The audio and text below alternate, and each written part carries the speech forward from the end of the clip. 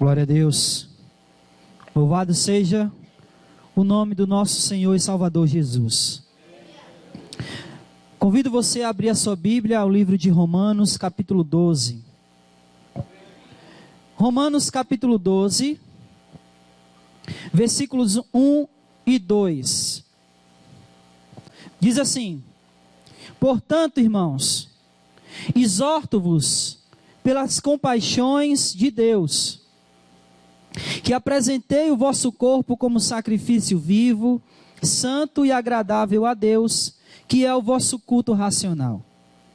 E não vos amoldeis ao esquema deste mundo, mas sedes transformados pela renovação da vossa mente, para que experimenteis qual seja a boa, agradável e perfeita vontade de Deus. Vamos orar, irmãos. Senhor, nos colocamos diante de Ti, diante da Tua palavra, de maneira que nós temos a consciência do quanto somos limitados, do quanto somos indignos, Senhor, de Te prestar esse culto, de cantarmos ao Teu nome louvores.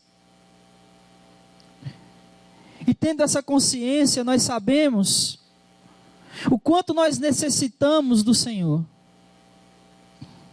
O quanto nós necessitamos que a Tua palavra penetre profundamente em nosso ser. Para que através dela, Senhor, possamos ser modificados, transformados, confrontados, edificados, fortalecidos. Sem a Tua palavra, Senhor, não conseguimos de maneira nenhuma, nem por 1/1000 de segundo, vivermos a vida cristã. É por isso que nós Te clamamos nesse momento, Senhor. Abre o nosso coração para a Tua palavra. Prepara o nosso coração para a Tua palavra. Como aquele agricultor que prepara o campo para que a semente seja plantada e germinada, assim faz, Senhor, ao nosso coração. Que a Tua palavra diz que é o solo fértil, ou melhor, que é o solo. Então torna esse solo fértil para a semente que é a Tua palavra. Não deixe, Senhor, que nenhum de nós que veio a este lugar saia daqui sem que a Tua palavra tenha tocado em nosso coração.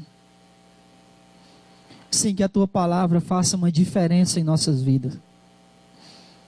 Não deixa que a gente saia daqui, Senhor, como entramos. Mas que possamos sair pensando, refletindo, analisando a nossa vida diante do Senhor. Faz assim, Pai. Para a glória do Senhor é que oramos. Amém. Paulo escreve essa carta no fim da sua terceira viagem missionária.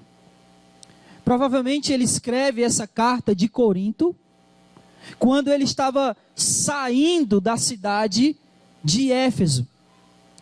E depois de 15 anos evangelizando toda aquela região, e como ele mesmo vai dizer no capítulo 15 aqui de Romanos, sem ter mais campo missionário onde a palavra não tivesse sido anunciada, ele agora olha em direção à Espanha.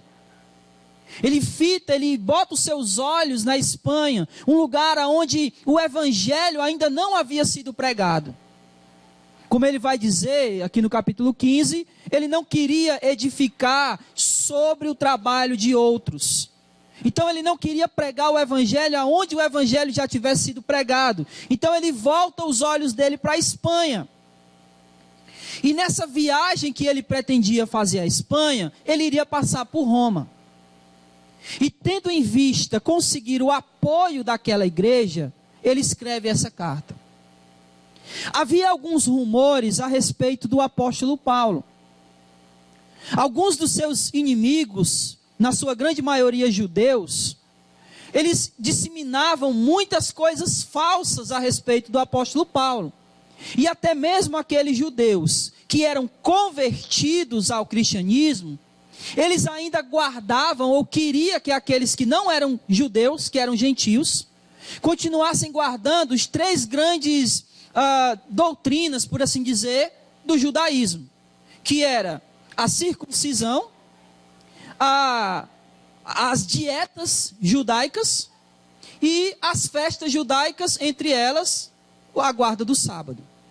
Então, alguns desses judeus que eram convertidos ao cristianismo, eles exigiam que aqueles que não eram judeus e que se convertiam, eles guardassem essas 3 coisas. E eles eram contra Paulo, porque Paulo dizia o seguinte: não, a salvação é pela graça, é pela fé, não mais por guarda de obra da lei. Então, por causa disso, ele era perseguido por esses judeus. Então, como ele pretendia passar por Roma, e muitos daquela igreja não o conheciam, somente algumas poucas pessoas naquela igreja conheciam Paulo, então, para acabar com esses rumores, Paulo escreve essa carta para mostrar a intenção dele de ir para a Espanha pregar o evangelho, e para que os irmãos da igreja em Roma também soubessem o que ele, Paulo, pregava, para que eles tivessem a certeza do evangelho que Paulo estava pregando. Então Paulo escreve essa carta aqui de maneira sistemática. Então a carta de Romanos é quase como uma teologia sistemática. Ele sistematiza todos os assuntos aqui a respeito da fé cristã. E essa carta ela está dividida em duas grandes partes. Pode colocar, Tom, se der. Hã? Muito legal. Então essa carta ela está dividida em 2 grandes partes. Preste atenção. A primeira parte está do capítulo 1 até o capítulo 11, onde Paulo vai falar sobre todas essas grandes doutrinas da fé cristã. Preste atenção, já que não tem o data show, preste atenção.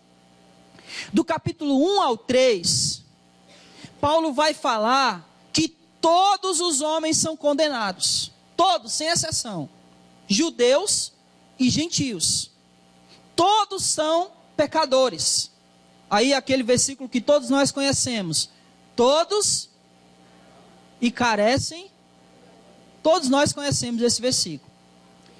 Da metade do capítulo 3 até o capítulo 5, Paulo vai dizer que Deus justifica gratuitamente tanto judeus como gentios pela fé em Cristo Jesus. Então ele começa dizendo que todos são pecadores. Depois ele diz que Deus justifica pela fé gratuitamente, você não precisa pagar nada, tanto judeus como gentios. Amém até aqui? Todo mundo está entendendo isso? Glória a Deus. Depois dos capítulos 6 ao 8, Paulo fala que tanto judeus como gentios estão unidos em Cristo para poder viver uma vida santa e liberta da lei e do pecado. Dos capítulos 9 ao 11, Paulo vai tratar da nação de Israel. Qual é o papel da nação de Israel dentro desse plano grandioso de Deus da salvação da humanidade? E ele termina o capítulo 11 com uma doxologia que todos nós conhecemos. Qual é a doxologia? Porque dele, por ele e para ele são todas as coisas. Amém? O capítulo 12, ele inicia a segunda grande parte do livro de Romanos, que é a parte prática de tudo aquilo que Paulo já estava ensinando, ou já tinha ensinado.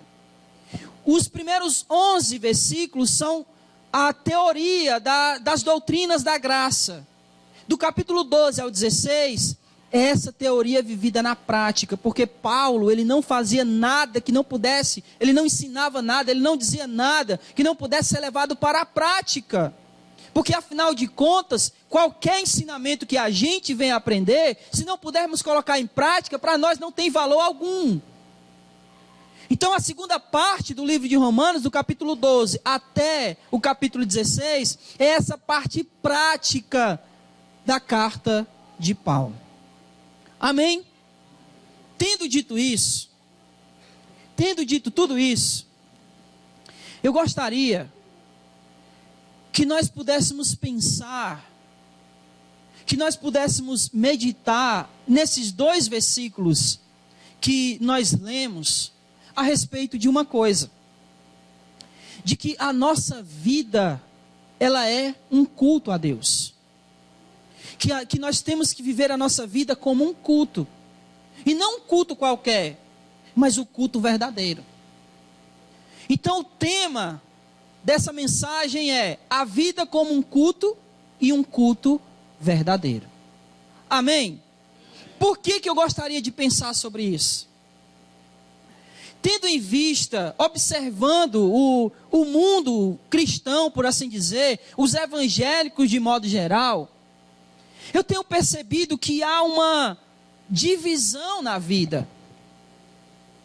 Que as pessoas elas têm uma tendência a dividir a sua vida entre a vida da igreja no culto e a vida da igreja fora do culto.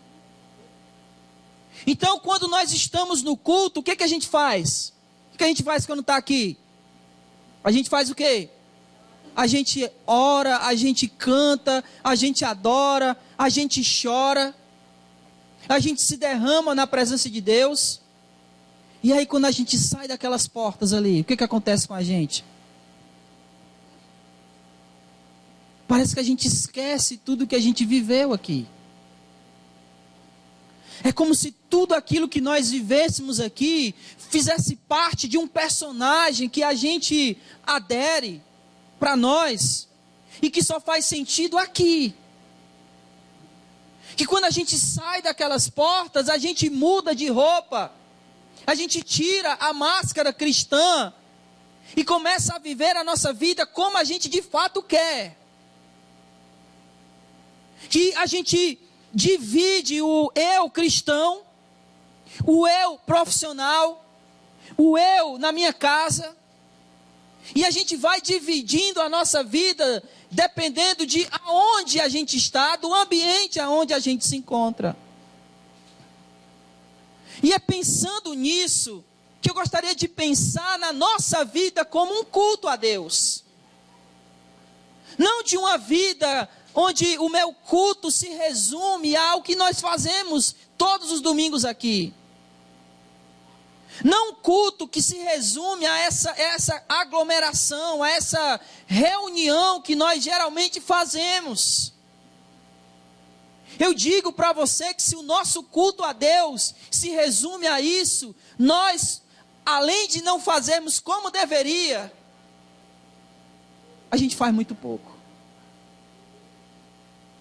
Se o nosso culto, eu ouso a dizer isso, se o nosso culto se resume ao que nós apresentamos aqui, todos os domingos, nós não cultuamos a Deus. Não cultuamos. Porque 99% da nossa vida é passado fora dessas paredes.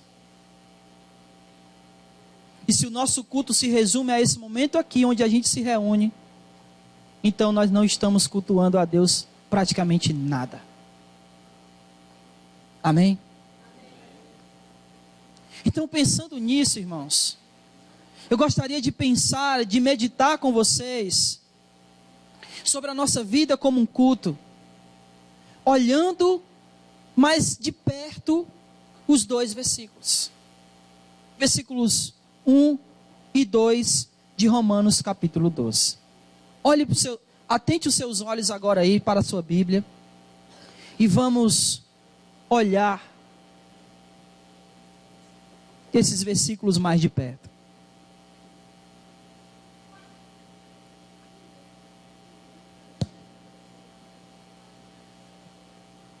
diz assim: portanto, irmãos, exorto-vos pelas misericórdias, pelas compaixões de Deus. Alguém aqui está com uma tradução que começa assim: rogo-vos, pois, irmãos? Levanta a mão. Amém. Eu queria chamar a sua atenção apenas para essa palavra que aqui na minha tradução, como na NVI, é a palavra portanto. E na grande maioria das Bíblias está aparecendo a palavrinha pois, que poderia ser traduzida para um por isso. Por isso o quê? Portanto o quê? Pois o quê? Então, preste atenção que os versículos 1 e 2 é uma transição da parte teórica da carta para a parte prática. Então, quando Paulo está dizendo portanto, ou por isso, ou pois, o que Paulo está dizendo é por causa disso. Por causa disso o quê? Por causa que nós éramos pecadores. Por causa que Deus nos redimiu de graça. Por causa que nós fomos libertos da lei e do pecado. Por causa de que hoje eu e você somos livres e somos salvos da condenação eterna em Cristo Jesus. Por causa de tudo isso, eu vos exorto a viver uma vida santa, uma vida diferente. O que Paulo está dizendo aqui para os seus leitores e consequentemente para nós, é que a nossa vida como um culto, ela não é uma vida para alcançarmos alguma coisa. Nós não cultuamos a Deus para alcançar a salvação, para alcançar o favor dEle. Nós cultuamos a Deus por causa daquilo que Ele fez por nós. Quando a gente entende que o que Ele fez por mim na cruz é motivo de louvor, de glória, de honra, todos os dias, todos os momentos da nossa vida. Nenhum momento pode passar sem que eu entenda que Cristo morreu por mim e hoje eu glorifico a Ele pela vida que Ele me deu. É por isso, portanto, eu não posso mais viver a minha vida da minha maneira. Por quê? Porque Ele fez o que Ele fez por mim na cruz. Não posso ignorar isso. Não dá para rejeitar o que Ele fez. Por isso, portanto, rogo-vos. Olha que palavrinha pequena, mas que faz uma diferença enorme nesse texto. O que Paulo está dizendo aqui, irmãos, para nós é um mandamento. Você crê assim? Acho que pouca gente acredita.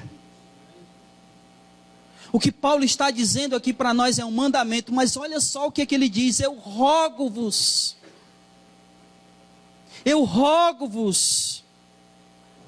Em algumas traduções, eu vos exorto, eu vos encorajo. Sabe o que isso significa? Que por mais que isso seja um mandamento, Deus, Ele não quer que eu e você façamos tudo isso aqui por obrigação. Não podemos fazer aquilo que é a vontade de Deus simplesmente porque somos obrigados a isso. Precisamos ter vontade de fazer a vontade de Deus. Precisa partir de dentro do nosso coração o desejo de servi-lo. Qual foi a palavra que nós usamos aqui? Alguém lembra? Ninguém lembra? Opa, eu ouvi. Hã? Frônesis. O que é frônesis? Frônesis é a consciência que algo é correto. É a prática dessa consciência, desse algo que é correto. E a vontade de fazer aquilo que é correto. Então quando Paulo diz, eu rogo a vocês, eu vos exorto.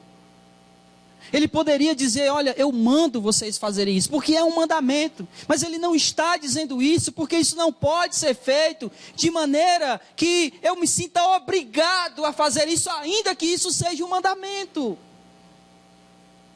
É necessário ter desejo no meu coração de fazer aquilo que é a vontade de Deus. Por isso Paulo disse, eu rogo-vos, eu vos exorto pelas misericórdias de Deus, que vocês façam o quê? O que está escrito aí? Que vocês apresentem. Aqui Paulo está fazendo um paralelo. Como era feito o culto no Antigo Testamento? Como era? Como era o culto no Antigo Testamento?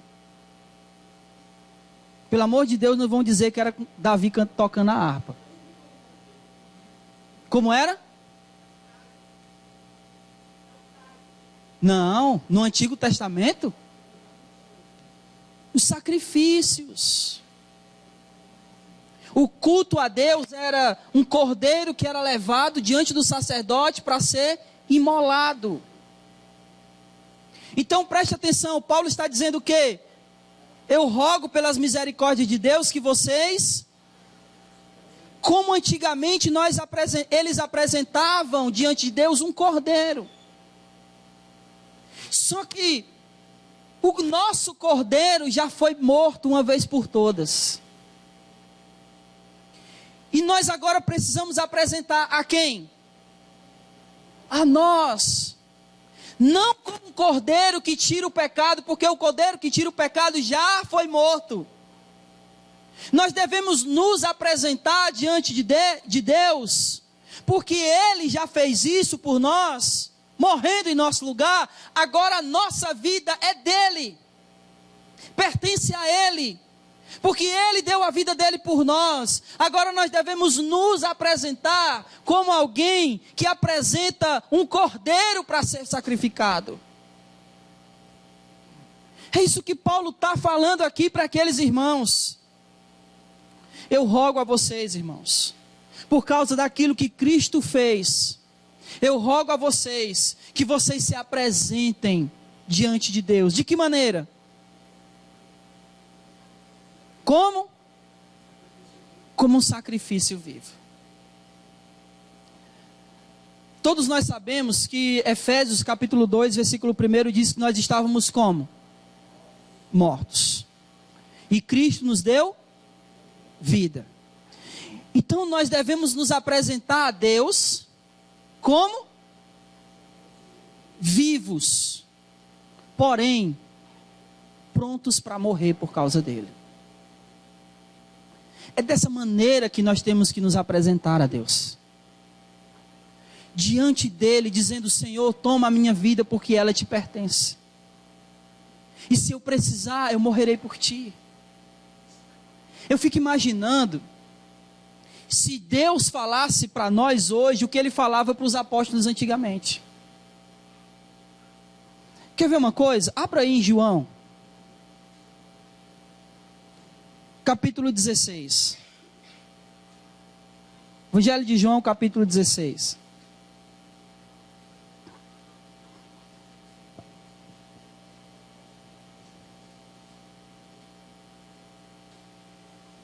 Olha para que Jesus chamou os seus discípulos.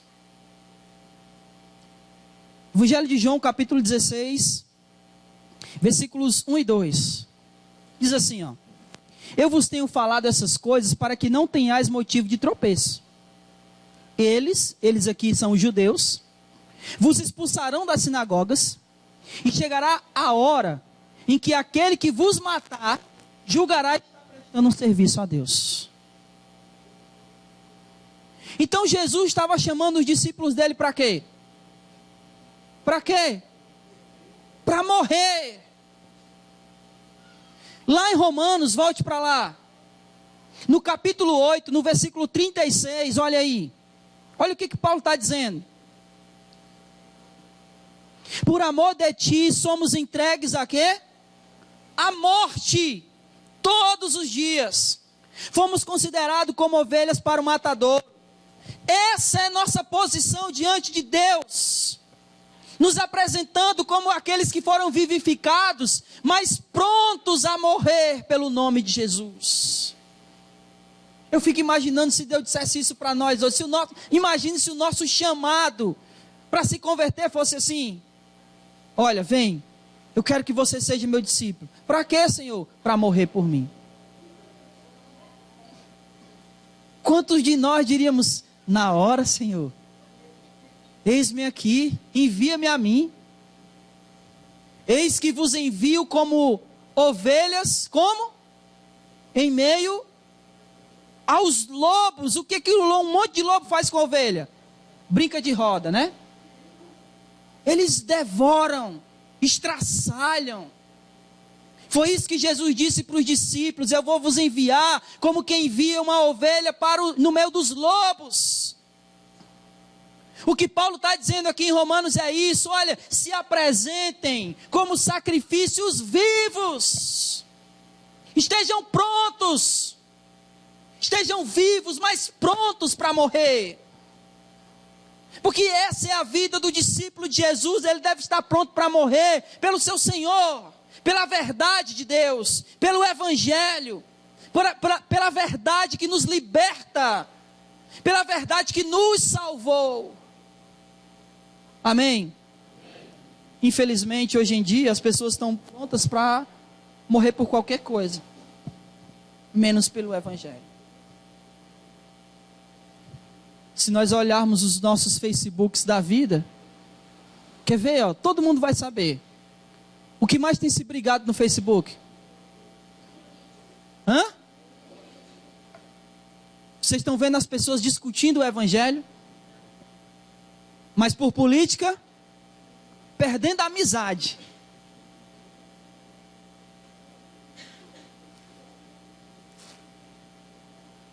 Nós somos servos de Jesus. Estamos prontos a morrer por Ele. Não por candidato, não por partido. Porque a nossa pátria é no céu. Amém, irmãos? Continuando, versículo 1. Aí ele diz assim: que apresentei o vosso corpo como sacrifício vivo, santo e agradável. Ainda está na comparação com o culto do Antigo Testamento. Deixa eu perguntar uma coisa para você. Todo sacrifício que era apresentado para Deus, ele se agradava? Sim ou não? Por quê? Porque não era, ou pelo menos era defeituoso. Deus aceitava um animal cego, um animal aleijado, um animal doente. Então por que raios a gente acha que Deus aceita a nossa adoração quando nós estamos todo desgraçado no pecado? Quando a gente vive uma coisa na igreja e lá fora a gente vive outra completamente diferente. Deus não aceita a nossa adoração. Porque o nosso culto é a nossa vida. O culto não é só aqui. O culto é em qualquer lugar onde você estiver. Na sua casa, no seu trabalho, na sua escola, na faculdade, aonde você estiver. A sua vida deve cultuar, adorar, servir a Deus. E aí a gente vive a nossa vida do jeito que a gente quer. E aí chega aqui, ah, Senhor, como eu te amo. Ama não. Porque quem ama vive a vida cristã em todos os momentos. Olha só, olhe para o texto, por favor. que apresentei o vosso corpo como sacrifício vivo, santo e agradável. Talvez seja por isso que muitas vezes a gente chega aqui, a gente começa a abrir a boca, sabe que está cantando, mas não está nem entendendo, nem mesmo o que a gente está falando. Canta no automático. Não sente absolutamente nada.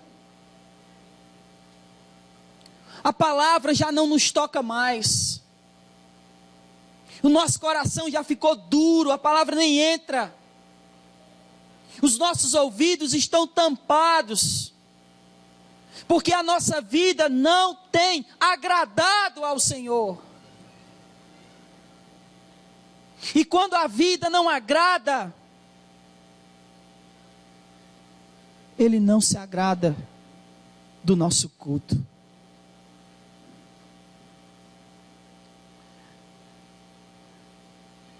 O livro de Malaquias. Qual o texto mais conhecido de Malaquias? Hã? Por quê? Trazei todos os dízimos, né? O livro de Malaquias é sobre o culto. O livro de Malaquias é porque o povo não estava prestando a Deus um culto que era agradável. Ele estava fazendo justamente isso que eu estou dizendo, oferecendo animais doentes, coxos, cegos a Deus. E sabe o que Deus disse para esse povo? Ele disse: olha, quem dera tivesse um sacerdote de peito, com coragem, que apagasse o fogo do altar, que fechasse as portas do templo, porque eu não escuto mais nenhuma oração que venha daí. Deus diz isso em Malaquias. E aí a gente está adorando a Deus, com a vida toda destroçada, com a igreja toda doente, e achamos que Deus recebe esse culto. Que prepotência da nossa parte. Somos arrogantes por achar que Deus recebe qualquer coisa.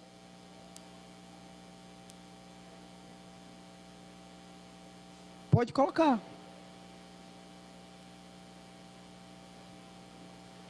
Você está entendendo, irmãos, o que eu estou dizendo? A nossa vida é um culto. O nosso culto não se resume só aqui. Isso, pode colocar aí. Pode passar. Passa. Passa. Pronto, aí. Olha para o versículo. Ele diz assim: portanto, irmãos, exorto-vos pelas compaixões de Deus, que apresentei o vosso corpo como sacrifício vivo, santo e agradável a Deus, que é o quê? O vosso culto o quê?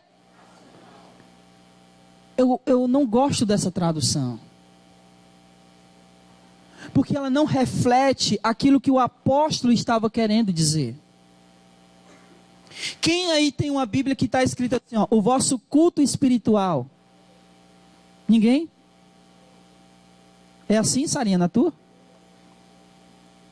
O culto espiritual? A Almeida século 21, ela tem uma nota de rodapé que diz assim, ó, autêntico. Preste atenção, esqueça as crianças. Ela diz assim, que é o vosso culto autêntico, o vosso culto verdadeiro. Agora vamos recapitular. Preste atenção. O que é o nosso culto verdadeiro? É o sacrifício dos animais? É somente isso que a gente faz aqui? Não. O nosso culto verdadeiro é quando nós entendemos o portanto. Que nós sabemos a razão pela qual nós estamos aqui. E a razão pela qual nós estamos aqui é aquilo que Ele, Cristo Jesus, o nosso Senhor, fez na cruz. O nosso culto verdadeiro é quando nós fazemos isso por livre vontade do nosso coração, não por obrigação. Não porque é algo que eu tenho que fazer, porque é um mandamento, não. Porque eu tenho vontade de cultuar a Deus, porque eu entendi o que Ele fez por mim. O nosso culto verdadeiro é quando nós nos apresentamos diante de Deus como sacrifícios vivos, prontos para morrer pelo nome do nosso Senhor. Esse é o nosso culto autêntico. É quando a nossa vida lá fora tem sido uma vida santa e agradável a Deus. Esse é o verdadeiro culto. Esse é o culto verdadeiro, autêntico, racional. Não é só quando nós estamos aqui cantando, e é muito bom cantar a Deus. É muito bom adorá-lo. Mas nós precisamos entender que se nós adoramos e cantamos a Deus com a vida destroçada, essa adoração não é recebida. Deus não recebe adoração com a vida totalmente fora dos seus desejos e vontades. Amém? Eu quero que você perceba uma coisa, pode botar, Everton. Que toda essa mudança, ela é uma mudança externa. É aquilo que nós externamos como um culto. Então Paulo, aqui ele coloca essas duas situações. A primeira situação que ele coloca é a mudança externa, aquilo que é visto, que reflete o nosso culto verdadeiro, o nosso culto autêntico, de pessoas que vivem uma vida santa e agradável a Deus. Vamos para o versículo 2. Aí ele diz: e não vos, apesar de que essa tradução está correta, não vos conformeis. Traduzir para não conformeis não dá a intenção do autor. Porque quando a gente fala não se conforme, qual é a ideia que nós estamos tendo? O que é se conformar? É aceitar. Mas a ideia de Paulo aqui não é se conformar no sentido de aceitar, mas o sentido é estar em conformidade. O sentido é se moldar. Por isso que tanto a NVI como a Almeida século 21, eles traduzem para não vos amoldeis. Porque o sentido é nós estarmos vivendo a nossa vida com o propósito de ser igual a alguma coisa. De se moldar a algo, de se mostrar, de se apresentar de uma maneira, a partir de alguma coisa, tendo em vista o objetivo lá que é se tornar ser igual a. Por isso ele diz: vos amoldeis, vos esteja em conformidade com algo. E é estar em conformidade com quem, irmãos? Com quem? Com o mundo? É?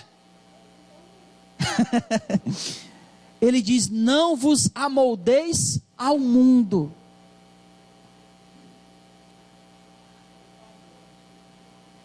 Deixa eu fazer uma pergunta. Todo mundo aqui acredita na Escritura? Sim ou não? Eu fiquei pensando ontem, até conversei isso com a minha esposa. Às vezes nós dizemos que acreditamos na Bíblia, que ela é nossa regra de fé e prática. Aí entramos na universidade. E aí a nossa regra de prática passa a ser a sociologia e a psicologia. Eu tive um diálogo engraçado ontem com alguém me dizendo o seguinte: olha, antes eu batia no meu filho. Aí a minha esposa começou a fazer faculdade de psicologia. E aí ela disse: não, a gente agora tem que conversar. não é mais bater. Isso me chamou a atenção porque hoje de manhã eu estava ouvindo uma não era uma pregação, era uma introdução a um congresso de crianças. E na abertura, o pastor ele leu justamente um salmo, que me foge a memória agora qual era o salmo, mas que diz que nós temos, o Salmo 22, que diz, não era salmo, era Provérbios 22, perdão, que ele diz o seguinte, que nós temos que disciplinar os nossos filhos com o quê? Com vara. Isso é literal. E nós dizemos que acreditamos na Escritura, não é verdade? Mas entramos na faculdade e passamos a viver pela sociologia e psicologia. Olha que doido. Esse é o sentido de Paulo aqui, quando ele diz, não vos amoldeis ao mundo, aos pensamentos do mundo, a como o mundo vive, a como o mundo pensa, a como o mundo age. Não seja em conformidade a esse mundo, não seja parecido com ele, não faça o que ele faz, não diga o que ele diz, não pense como ele pensa, porque o mundo é corrompido. Por isso que Paulo está dizendo isso, não vos amoldeis com este mundo. A tradução aqui da Almeida século 21 diz, não vos amoldeis ao esquema deste mundo. Na revista atualizada, não vos conformeis com este século. Que a sua vida não seja tal qual, em conformidade com os padrões desse mundo. Mas o que a gente tem que fazer? Tem que ser como? Pode passar, Tom. Pode passar. Nós temos que ser como? Transformados. E isso aqui, irmãos, é uma coisa muito importante. A Escritura diz que nós somos nova criatura. Você acredita nisso? Que quando Cristo nos converte a Ele, nós passamos a ser uma nova criatura. O que nós temos presenciado hoje são pessoas que professam ser cristãs, mas a vida não mudou absolutamente nada. Que continua o mesmo velho homem, como Paulo vai dizer aos Colossenses. Que ainda vivem vestidos da mesma velha roupa. Que não há transformação de vida. Quando Paulo cai do cavalo, o que acontece com ele?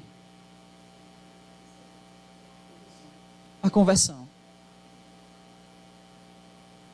Paulo não se levanta mais o mesmo. Olha, o que acontece com Paulo é o que deveria acontecer com todo homem que entende e presencia a glória de Jesus. Todo homem que entende aquilo que Deus fez por ele, ele precisa se prostrar, cair, enfiar o rosto no chão, porque ele entende aquilo que Deus fez por ele.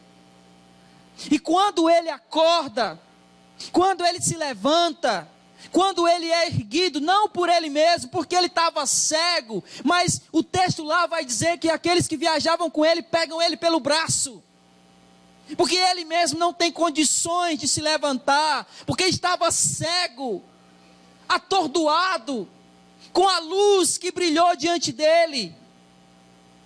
E aí, conduzido por mão de outros, ele entra na cidade, e quando Ananias vai lá e ora, as escamas caem dos seus olhos, ele enxerga e passa a viver uma nova vida, uma vida transformada, não mais um perseguidor, mas aquele que vai anunciar a glória de Deus aos gentios. Porque precisamos ser transformados. Dizemos que somos convertidos e continuamos a mesma pessoa. O mesmo velho homem nas mesmas velhas práticas. Não vivemos uma vida plena. Não vivemos porque ainda estamos nas práticas antigas. Você compreende isso, meu irmão? A vida cristã precisa ter transformação. Não dá para ter um encontro com Jesus e continuar o mesmo. O encontro com Jesus nos transforma. Ou então nós estamos lendo outros evangelhos. Porque nos evangelhos, nos 4 evangelhos, todos que se encontraram com Jesus não continuaram iguais. Eles foram transformados. O que acontece com Zaqueu? Quem Zaqueu era? Sendo bem direto, Zaqueu era um ladrão. Porque ele cobrava imposto além do necessário para ficar com uma parte. Até ele ter um encontro com Jesus. E aí ele diz: se eu tenho defraudado alguém, eu vou restituir quantas? 4 vezes mais. Infelizmente, a igreja contemporânea, ela tem deixado de converter Zaqueus. E ela tem se convertido a Zaqueu. Porque a igreja contemporânea tem se tornado ambiciosa. Tem se tornado aquela que busca as riquezas. Mas aqueles que têm um encontro verdadeiro com Jesus precisam ser transformados. E transformados de que maneira? Aonde? Versículo 2. Eles precisam ser transformados pela renovação de quê? Quando a gente pensa isso, o que vem na nossa cabeça? O que é renovar a mente?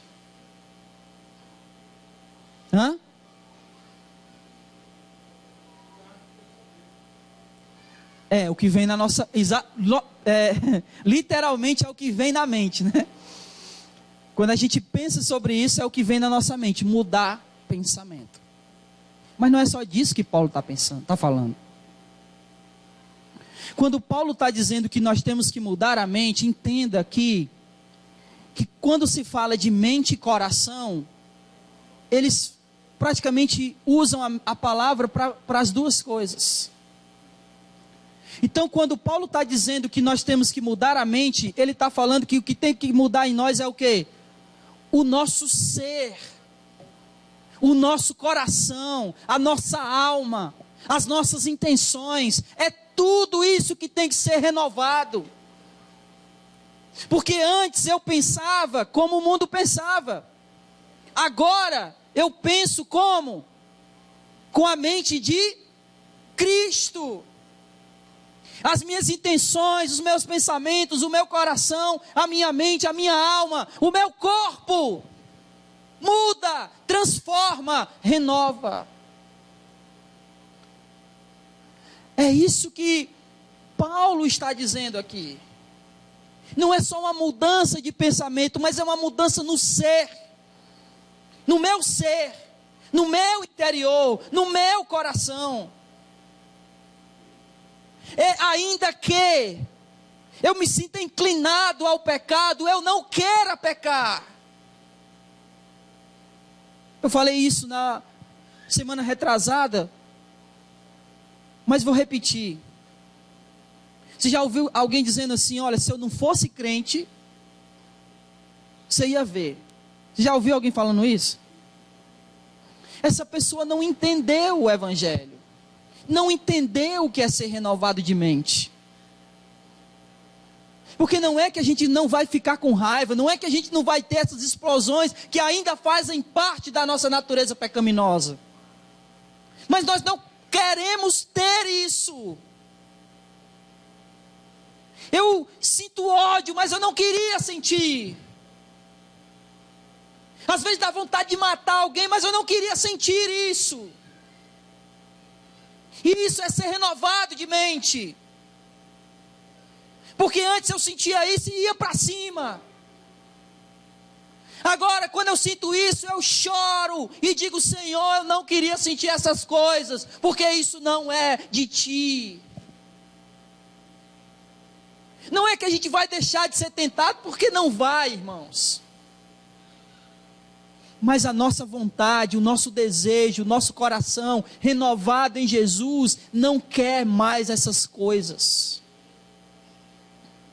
Isso é ser renovado de mente. Amém?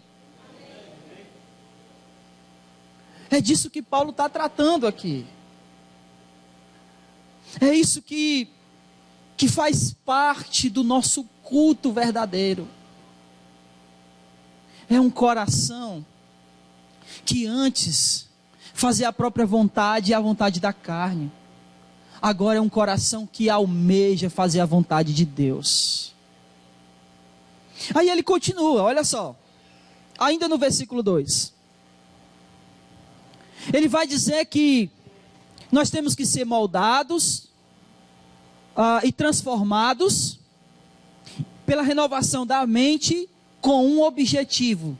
Que objetivo é esse? Para quê?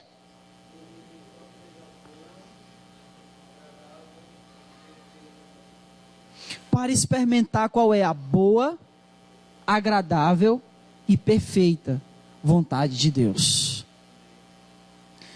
A maioria de nós não experimenta disso. A maioria de nós.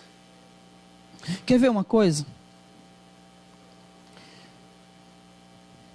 Quando um parente nosso que a gente estava orando muito para ele ficar curado morre, como é que a gente fica?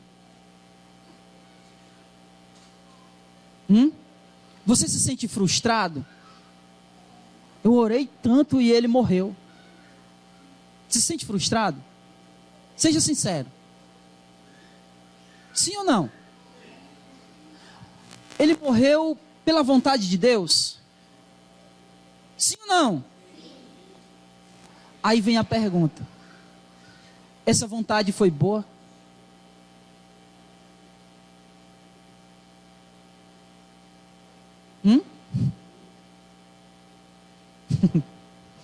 Foi boa? Todo mundo com medo de responder, né? Quando nós somos renovados e transformados na nossa mente, até aquelas vontades de Deus que para nós aparentemente não são boas, elas são boas. Ainda que a gente não entenda por quê. É desse tipo de renovação de mente que Paulo está dizendo. Paulo, quando ele vai embora, lá em Atos capítulo 20, ele manda chamar os presbíteros e ele vai contando várias coisas, ele vai se despedir dele, vai chorar com eles e tudo mais. Aí ele diz uma coisa interessante, ele diz assim: olha, eu não sei o que me espera em cada cidade que eu entro, a não ser aquilo que o Espírito me revela. E o que é que o Espírito revelava a ele? Prisões e tribulações. Aí eu fico imaginando, será que Paulo entendia que essa vontade de Deus era boa? Como é que tribulação, prisão, morte é a vontade de Deus e essa vontade é boa? Eu só posso experimentar isso quando a minha mente não é moldada com o pensamento do mundo. Quando o meu coração é totalmente renovado por Deus, aí eu começo a entender e experimentar que qualquer coisa que Deus faça é bom, ainda que não seja aquilo que eu quero. E é isso que se chama fé, meus irmãos. A fé não é você querer muito uma coisa e dizer, eu vou pensar aqui e vou querer e vou pedir e Deus vai fazer. Isso não é fé. Isso é pensamento positivo. Não tem nada a ver com fé. Fé é você, mesmo diante de uma situação, que é totalmente contrário àquilo que você queria, você dizer: Senhor, a tua vontade é boa. E isso é fé. E isso só experimenta aquele que tem a mente renovada, transformada em Cristo Jesus. E para que experimenteis qual seja boa, o que mais? Agradável e perfeita. Olha só, irmãos. O que é ter uma vontade, o que é que a vontade de Deus, o que é a vontade de Deus ser agradável? É ela ser deleitosa. Quem gosta de chocolate? É ruim, né, comer chocolate? É agradável comer chocolate? Você saboreia com prazer? É disso que Paulo está falando. É ter a mente renovada de tal maneira que a vontade de Deus é agradável, é saborosa, você se deleita nela. Você não queria outra coisa a não ser a vontade dele. Isso é se agradar nessa vontade. Isso é a vontade de Deus ser agradável. Olha, poderia ser várias coisas, mas o que me interessa, o que mais eu almejo, o que mais eu anseio, é que a vontade de Deus seja feita na minha vida. Isso só pode experimentar quem tem a mente renovada e transformada.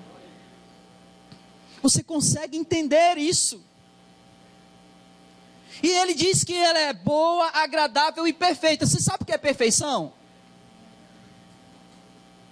Perfeição é aquilo que não falta nada. Você olha para algo assim e diz assim: olha, isso está perfeito. O que você está querendo dizer? Que não falta mais nada. Está completo. A vontade de Deus é perfeita porque nela não falta nada. Então, às vezes a gente diz assim: Senhor, é a tua vontade, mas eu queria outra coisa. Não é? A gente não diz isso. Porque a nossa mente ainda não está renovada. Porque quando a nossa mente está transformada e renovada em Jesus, a vontade dele, para nós, ela é perfeita, não falta mais nada. Amém, irmãos? Eu queria tirar algumas lições. Tom, pode passar aí, bem muito. Pode passar. E essa é a mudança interna. Pode passar. Algumas lições. Eu fico imaginando que nós como cristãos, não entendemos o que Deus fez por nós. E talvez seja por isso que o nosso culto prestado a Deus, ele é meia boca. Porque muitas vezes a gente está vindo para o culto, preste atenção, para receber algo de Deus, quando Ele já nos deu. Nós não entendemos aquilo que Ele fez por nós. Nós não fomos salvos para levar a mesma vida medíocre que nós levávamos antes no pecado. Nós fomos salvos para termos uma vida plena em Cristo Jesus. Mas parece que a gente não entende isso. Porque se nós entendêssemos, quando se aproximasse o horário do culto, nós ficávamos assim, ansiosos para chegar essa hora. Porque eu tenho motivos para comemorar. Eu tenho motivos para glorificar o nome dEle. E o motivo que eu tenho é o maior de todos. Não é porque Ele abriu uma porta de emprego. Não é porque meu parente foi curado. Mas o motivo é: eu estava morto e Ele me ressuscitou. Eu estava perdido e Ele me achou. Às vezes eu penso que nós não entendemos isso. E é por isso que a gente chega na igreja cabisbaixo, molenga, triste, sem alegria no coração. Quando Davi escreve o Salmo 51, ele diz assim: olha, Senhor, renova em mim a alegria da tua salvação. A nossa salvação, irmão, é algo que tem que nos alegrar. Porque aquilo que eu e você não poderíamos fazer, Cristo fez na cruz. Aquele sacrifício que eu e você não poderíamos fazer, Ele fez por nós. E agora, nós temos que nos apresentar a Ele como sacrifícios vivos. Mas nós só fazemos isso se entendermos aquilo que Ele fez por nós na cruz. Em segundo lugar,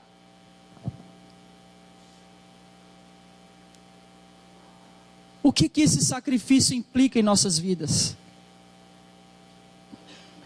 O que o sacrifício de Jesus significa, traz uma diferença na nossa vida diária, como marido, como esposa, como profissional, como cidadão, como filho, como aluno e etc. Que diferença faz eu entender aquilo que Cristo fez na cruz por mim? Que diferença isso faz, isso traz na minha vida diária? Se eu continuar sendo um mau profissional, um mau filho, um mau pai, um mau marido, uma má esposa, eu não entendi o sacrifício de Jesus. Porque o sacrifício dele não foi para que eu continuasse a ser aquilo que eu era. O sacrifício dele foi para que eu me tornasse quem ele quer que eu seja. Em terceiro lugar, como eu tenho apresentado a Deus a minha vida. A minha vida a Deus tem sido apresentada como sacrifício. A minha vida tem sido apresentada santa. A minha vida tem sido apresentada agradável ao Senhor. Pense sobre isso. Você tem sido santo diante de Deus? Você tem agradado a Deus? Você tem se apresentado a Deus em sacrifício vivo? E em último lugar,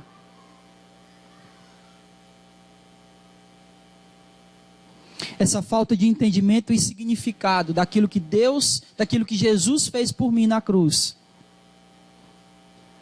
não tem nos levado a ser moldados e transformados por dentro. A gente acha que conversão é deixar de ir na igreja católica e passar a frequentar a igreja evangélica. A gente acha que conversão é deixar de usar determinadas roupas e passar a usar outras. Toda conversão, ela precisa vir de dentro para fora. Não adianta nos vestirmos dos pés à cabeça e o nosso coração está longe de Deus. Como o próprio Jesus disse, esse povo me honra com os lábios, mas o seu coração está longe de mim. A verdadeira conversão, ela precisa vir de dentro. E talvez essa falta de compreensão e significado tenha nos privado de ser transformados e moldados por dentro. E falta-nos fé. Essa falta de entendimento e significado nos leva a ter falta de fé para experimentar a vontade de Deus, que é boa, agradável e perfeita. Eu queria que você saísse daqui com esse pensamento. Eu queria que você saísse daqui com essas 4 lições do texto que nós lemos. E eu queria que você lesse comigo a conclusão, por favor. Todo mundo está enxergando? Amém? O verdadeiro culto, e culto no sentido de serviço, porque era isso que o culto no Antigo Testamento era serviço. O verdadeiro culto é aquele que nos apresentamos a Deus em sacrifício. Morremos para nós mesmos. E entendemos que fazemos isso pelo que Ele fez por nós. e nos deixamos moldar, transformar pela vontade de Deus, que é boa, agradável e perfeita. Pense nisso, irmãos. Que você saia daqui com esse pensamento. Que você não se deixe mais moldar por este século, mas que sejamos transformados pela nossa mente, pela renovação da nossa mente, e que passemos a experimentar de verdade a vontade de Deus, porque ela sempre será boa, agradável e perfeita. Fique de pé aí no seu lugar. Nós vamos cantar ao nosso Deus.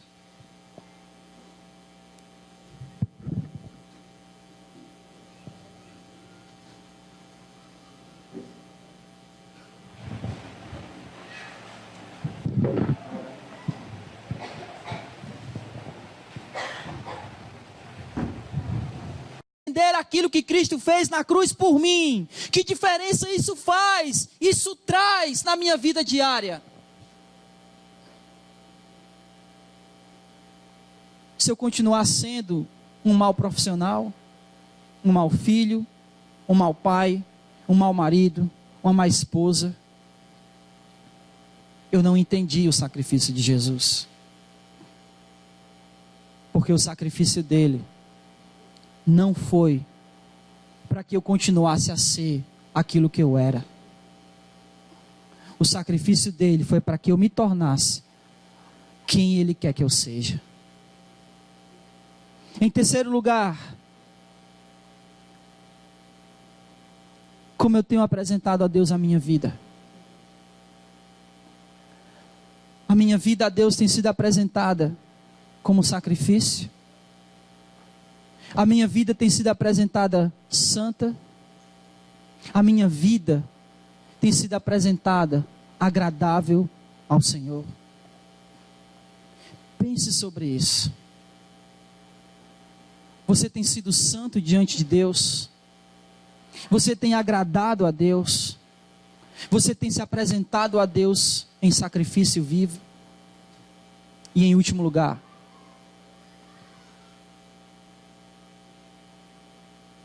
essa falta de entendimento e significado daquilo que Deus, daquilo que Jesus fez por mim na cruz,